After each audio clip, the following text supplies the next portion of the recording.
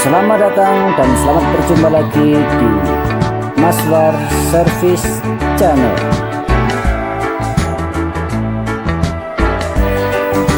Jangan lupa subscribe dan tekan lonceng untuk mendapatkan notifikasi pembaruan video kami.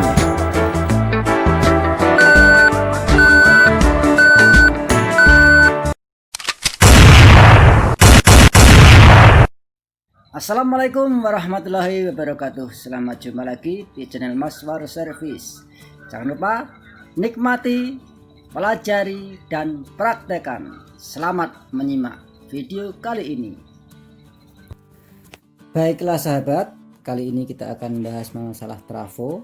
Yang tampil pertama itu adalah trafo PLN, trafo tegangan tinggi. Lalu ini adalah trafo las atau mesin las. Ini video pengenalan sekilas dulu ya.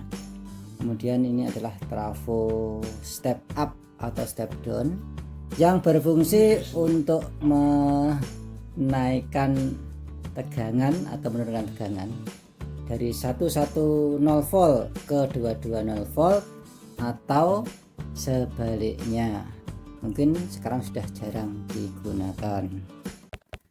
Adapun yang ini adalah trafo switching.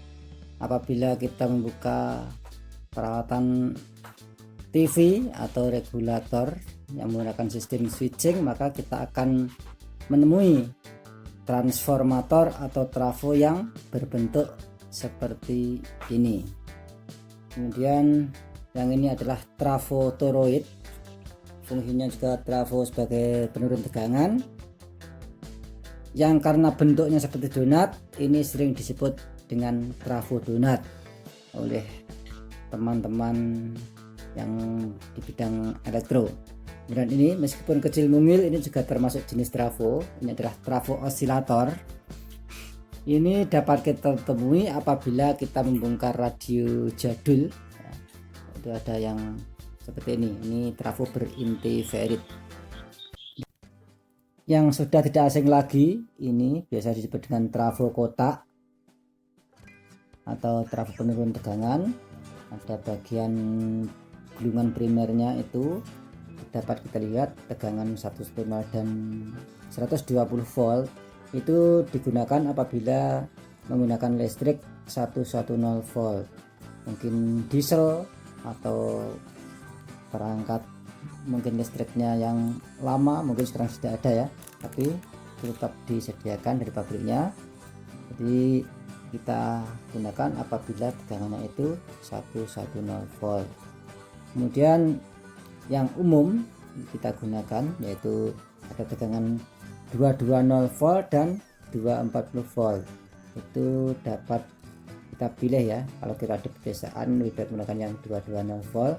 Tapi kalau di perkotaan yang dekat dengan gardu trafo dan sebagainya yang tegangannya cukup tinggi, itu kita gunakan aja yang 240 volt. Kemudian di bagian bawah ini ada tegangan ekstra, tegangan 0 dan 6 lalu 12 volt. Itu digunakan untuk perangkat tambahan apabila kita merakit amplifier, mungkin untuk galaksinya atau untuk tone control atau preamp mic ya, itu kita bisa menggunakan tegangan yang ekstra yang ampernya kecil. Kemudian untuk bagian utamanya kita menggunakan yang ini dari tegangan sekunder. Di tengah itu CT merupakan tegangan 0 voltnya. Lalu tegangan simetris masing-masing di kanan kiri itu ya.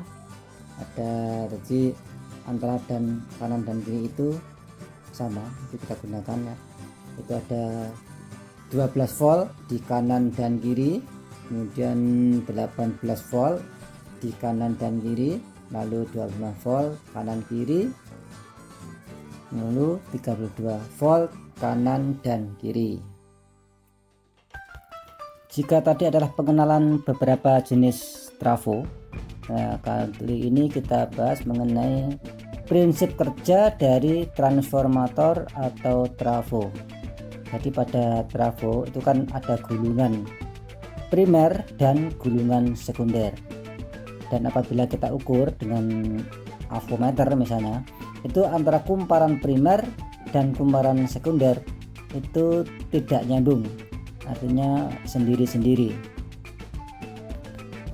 Saat kumparan primer dialiri arus listrik, maka akan terjadi induksi dan kumparan sekunder juga mengeluarkan tegangan yang besarnya berdasarkan perbandingan antara jumlah gulungan primer dan gulungan sekunder. Jadi apabila jumlah gulungan primernya itu 10 kali lipat dari jumlah gulungan sekunder, maka tegangan sekunder besarnya adalah 1/10 dari tegangan primer tersebut. Gambar di atas adalah untuk mempermudah teorinya, tetapi kalau untuk trafo kotak itu bentuknya tidak seperti itu. Jadi antara gulungan primer dan sekunder itu bertumpuk pada satu koker. Rumus tegangan trafo itu adalah Vp dibagi Vs sama dengan Np dibagi Ns. Adapun Vp itu adalah tegangan primer, Vs adalah tegangan sekunder, Np jumlah gulungan primer, Ns adalah gulungan sekunder. Kalau kita mau menggulung trafo, ada bahan-bahan yang sangat perlu kita persiapkan, antara lain yaitu kawat email, kawat di tembaga dengan berlapis email. Jadi itu meskipun kelihatannya seperti tembaga saja, itu ada isolatornya di luar. Lapisnya adalah lapisan email dan biasa digunakan untuk menggulung trafo maupun menggulung dinamo. Sebagai informasi awal saja, setiap kawat itu kan mempunyai penampang dan kemampuan arus yang berbeda-beda. Itu bisa dilihat di tabelnya. Jadi kita harus bisa menyesuaikan ukuran berapa yang sesuai dengan misalnya trafo yang akan kita gulung, untuk berapa ampere, itu kita dapat melihat dari tabelnya. Selain penampang kabelnya, kita juga harus mengetahui keliling dari kern atau keliling dari inti kernnya, itu dengan mengukur bagian dalam koker, yaitu kita ukur panjangnya berapa, lebarnya berapa, lalu dapat kita ketahui kelilingnya. Kemudian rumus untuk per volt dari gulungan adalah 50 kali kelilingnya tadi. Jadi 50 adalah 50 Hz, merupakan frekuensi dari listrik yang ada. Itu dikalikan 50 untuk mengetahui per voltnya. Jadi per volt itu berapa jumlah lilitan yang dibutuhkan. Contohnya koker dengan panjang 5 cm dan lebarnya 3,5 cm. Maka untuk mencari kelilingnya adalah 2 dikali 5 plus 3,5 itu sama dengan 17 cm. Untuk jumlah lilitan per voltnya yaitu 50 dibagi 17 sama dengan 2,36. Artinya tiap 1 voltnya itu 2,36 lilitan. Jika tegangan primer kita rasakan untuk 220 volt, maka gulungan primernya adalah 220 dikalikan 2,36 itu sama dengan 519,2. Dibulatkan aja 520 gulungan.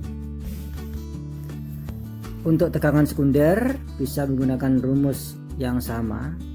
Untuk menghindari drop saat pemakaian, jumlah gulungan bisa ditambah dengan 10%-nya. Setelah kawat email digulung pada koker, sebelum dipasang dengan kern itu harus dilapisi dengan kertas perispan ya. Itu jadi setelah digulung itu bagian luarnya dilapis dengan kertas berspan ya, seperti gambar ini. Baru kemudian nanti dipasang kerennya. Ini adalah keren berupa lempengan besi tipis-tipis, yaitu ada yang berbentuk seperti huruf E dan berbentuk seperti huruf I. Ya, seperti huruf E itu disusun menyilang ya, dari atas bawah. Lalu yang seperti huruf I itu sebagai penguncinya, itu diusahakan supaya rapat pemasangannya agar tidak berderit trafonya. Demikian video kali ini, jangan lupa share ke media sosial kalian. Wassalamualaikum warahmatullahi wabarakatuh.